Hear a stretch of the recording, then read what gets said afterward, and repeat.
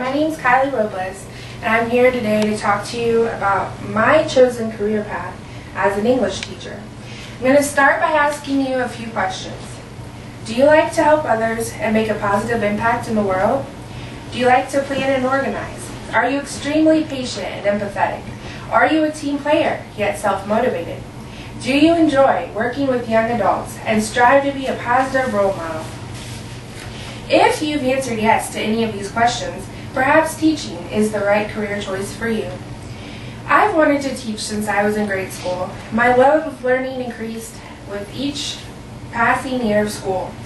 I was close to a lot of my teachers, and they greatly impacted my life in many ways. As I grew older, it made sense that I become a teacher. I realized the importance of education, and I saw how knowledge truly is power. I realized that I wanted to help others and empower young people so that they could have a better future. I wanted to help students learn the skills that they need to excel in life. Teaching is not just about summer vacations and spring breaks, although some people might argue with that. It's a lot of hard work and takes a very dedicated person who's willing to put forth a lot of time and a lot of effort. It involves a lot of long hours, and a teacher's job is not finished once the bell rings.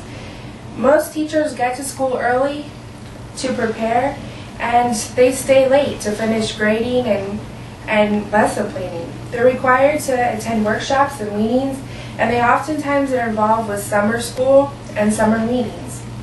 They usually take their work home with them, and they spend countless hours grading and lesson planning. In order to even become a teacher, you have to go to school and earn your state teaching license. You have to earn your bachelor's degree from an accredited school, such as Purdue, which is where I went, and then you can apply for your teaching license. First of all, you have to decide what you want to teach. You have many different options in the education field. You can teach preschool and kindergarten. You can become an elementary teacher and teach K through 6, or you can teach secondary school, which is in Indiana at least, is grades 5 through 12. If you want to become a secondary teacher, you have to then choose your area of expertise. So what subject do you want to teach? Do you want to teach history, health, math, a foreign language? I chose English because it was always my favorite subject, and I love to read and write. At Purdue, there are different gates in the teaching program that you have to pass in order to continue on to the next level. Each block of classes includes field experiences in which you observe and participate in actual classrooms. The final block of the program involves a semester of student teaching, which is basically an internship. You're assigned to mentor a teacher in a real classroom and will report to this person for the next 10 weeks.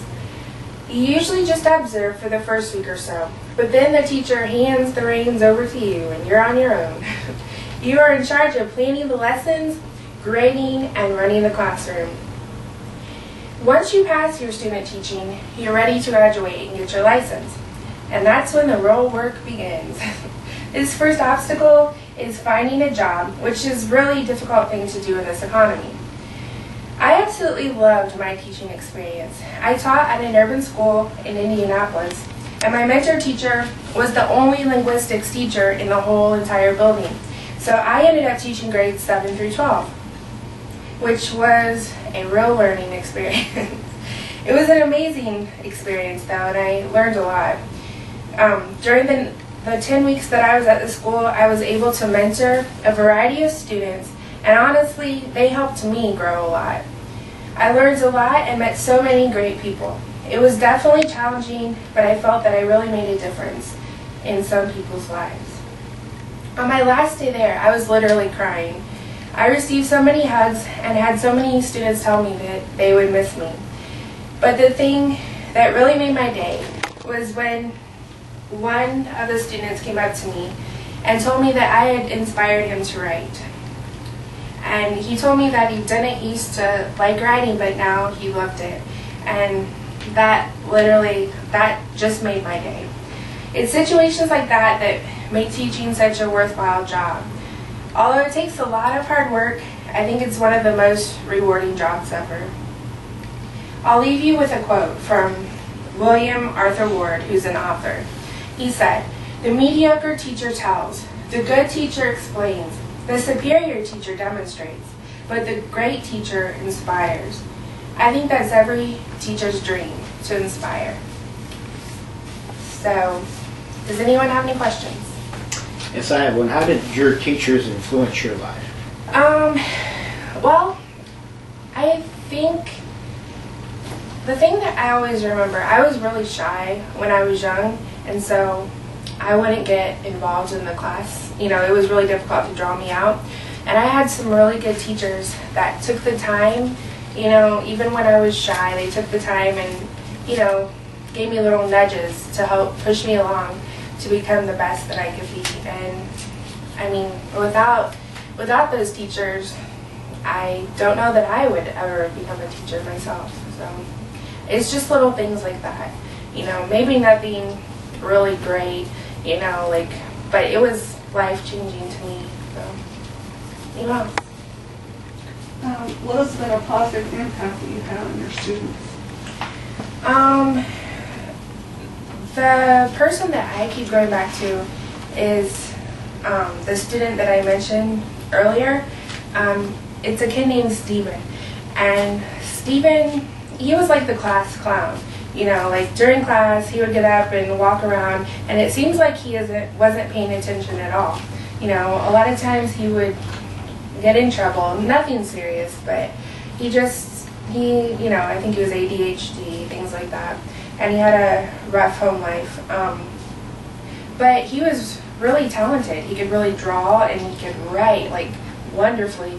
And he was the one that came up to me and said, you know, "You've inspired me to write, you know, and I'm going to continue to write."